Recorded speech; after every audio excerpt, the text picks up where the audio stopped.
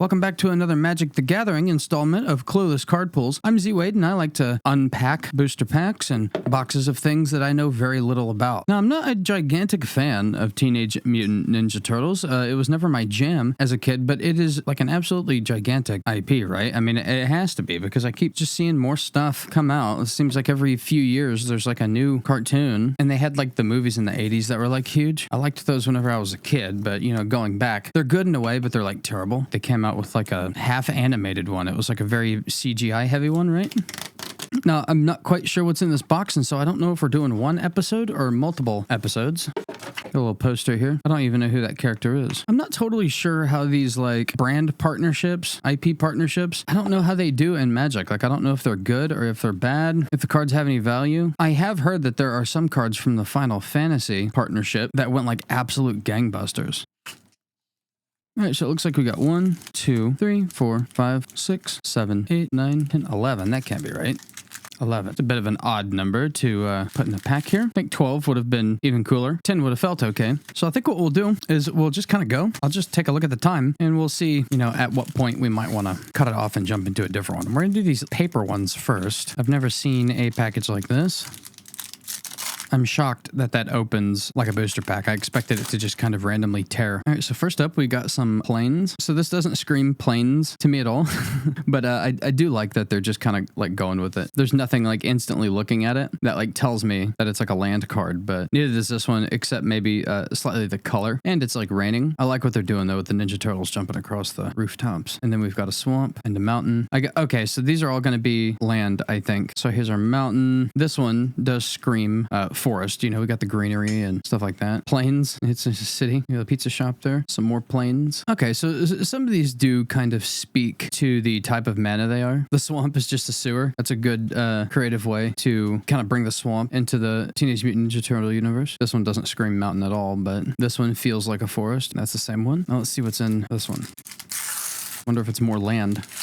It's a creature. And we have Shark Shredder Killer Clone. I think this is one of the ones that just like automatically comes with the Teenage Mutant Ninja Turtle box. I think I saw that on that box there. I think all of these are like the predetermined. Yeah, these are all holographics, it looks like. So they give us a Shark Shredder Killer Clone. Let's check out the artwork here. Cool artwork. The holo is pretty well done. Looks like the teeth are holographic. Some stuff coming off its back. The spikes and things are holographic. The eyes, the knee pads. The knee pads are holographic. It's a little bit hard to see. Artwork is pretty cool though. And I think that's Raphael. Yeah, red bandana. And we got plains, island, holographic lands, swamp. Looks like we came out of the sewer. Looks like an industrial park though. That's pretty good. That's good. I actually need mana right now for these cool booster packs that I've been making. There we go. So we got our Shark Shredder Killer Clone. Probably not worth anything because they're probably really easy to get. All right, let's rip a booster here. It opens so much easier than Pokemon.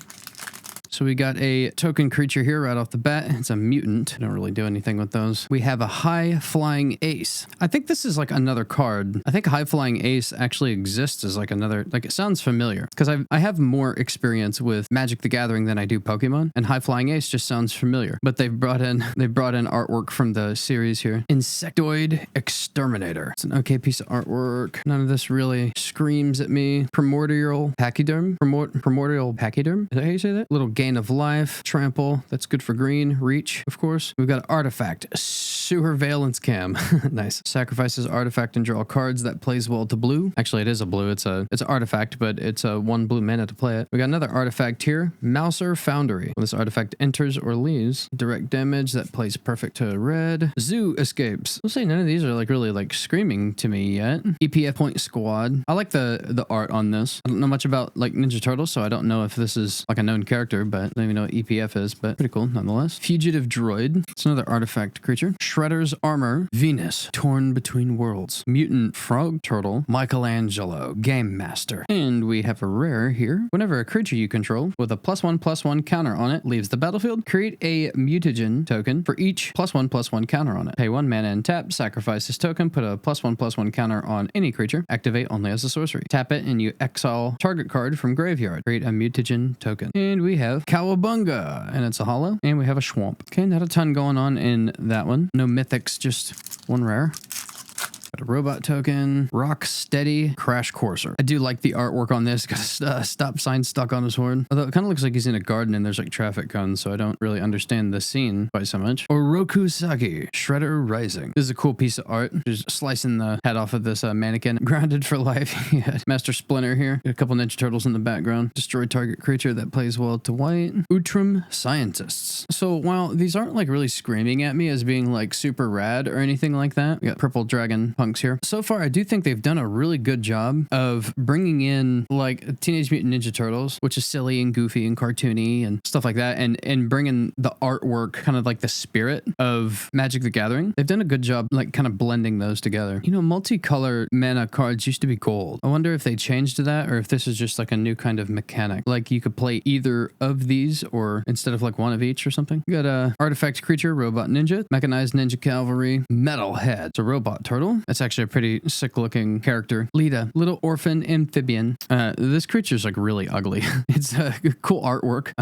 It's not the artist that made it ugly, but just whatever the character is. The Teenage Mutant Ninja Turtles, I guess, are like a Ninja Turtle as a baby. It's just inherently going to be kind of a scary looking thing. Lord Dreg, Insect Invader. And we have Michelangelo, Weirdness to 11. I love the name. And this is a rare. When Michelangelo enters, create a mutagen token. If one or more +1/+1 counters would be put on a creature you control, that many +1/+1 counters are put on instead. Oh, so that's cool. So like having him out here like doubles the +1/+1 counters, I guess. It's pretty cool. That's actually a pretty good card, especially in like green. Green plays well to buffing your own creatures. And we have another rare artifact equipment, improvised arsenal. Equipped creatures get +1/+0 for each artifact you control. You pay that much mana and create a token that's a copy of this. That's kind of expensive, even for a card that like you've already paid like 2 mana for and put out there. 5 mana to copy this just seems like kind of expensive. Create a token that's a copy of this equipment. Yeah, I don't know. That one's I wouldn't put that in a deck. And then we have a hollow here, Pizza Face Gastromancer. I love that name. Absolutely disgusting creature. Very cool though. I like this card. I like this artwork too. This seems almost like too well done to just be an uncommon. Like this looks like it should be a rare, since it's like, I think the artwork is like a, you know, a step above everything else, but it's a dual card type. And then we have some non-basic land. This land enters tap. When this land enters, you gain 1 life. That's pretty sweet. That would I would put that in a black deck, I think. Let's see what else. Let's get another pack going here.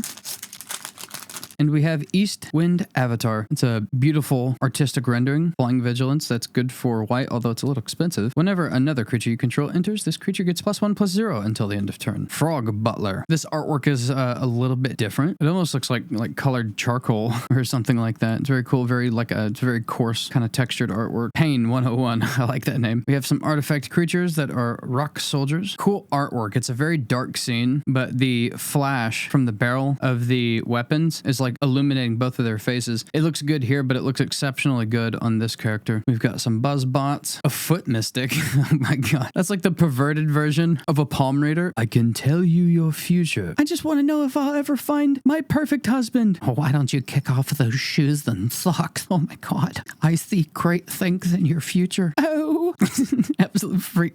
I can see him like wearing like the shiny clothing with like a gem on like the front of like a hat.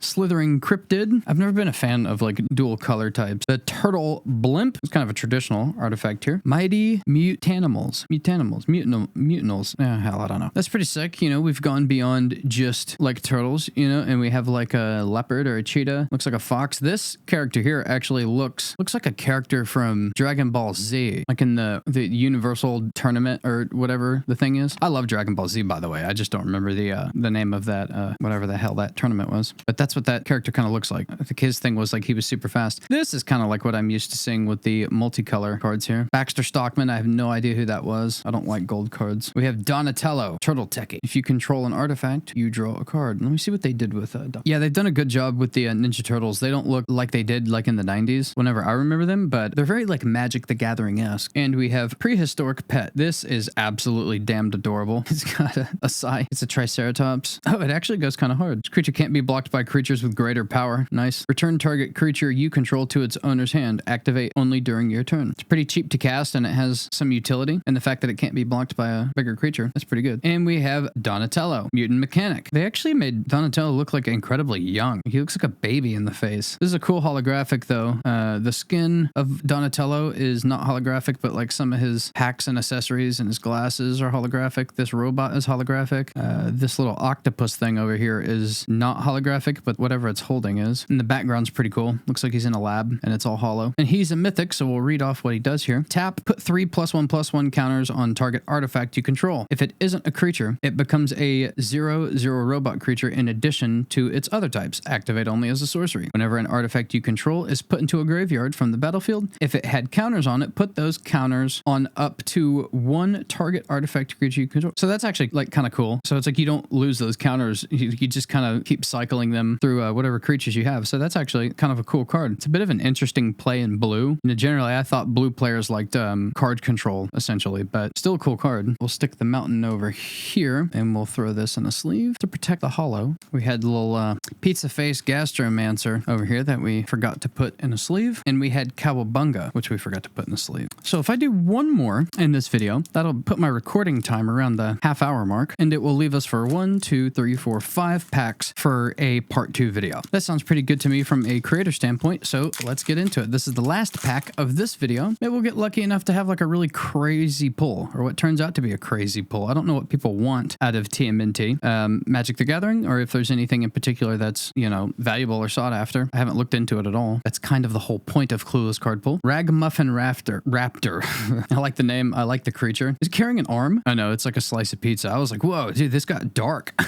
Stomped by the foot. This is cool artwork here. Mind Transfer Protocol. That's pretty sick. Looks like we got Donatello kind of like merging with something or splitting. I don't know. It's kind of wicked. That's pretty sweet. I like that. Hamato, Guardian Stance. Is Hamato a creature or is this Splinter that I'm looking at? Very cool like use of like depth from the artist here. It's like holding the weapon like straight out, or the staff, whatever the heck that is. It's very cool. Mouser Attack. I haven't gotten a whole lot of fire cards out of here. Omni Cheese Pizza. When this artifact enters, draw a card. Sacrifice this and add 1 mana of any color. Sacrifice this artifact and you gain 3 life. Man, this could play in all kinds of different decks. When it enters, you draw a card. Card control is kind of blue, but you know, gain life. There's also like a little bit of like mana ramp, a little bit of sacrifice for life. Yeah, I mean, you could really play this in like blue, black, white, whatever. It's a good artifact. We have another Foot Mystic. I'm not sure how taking my shoes and socks off is going to help. Well, it's quite easy, kitten. I just rub them and I study the line. I see a windfall of cash.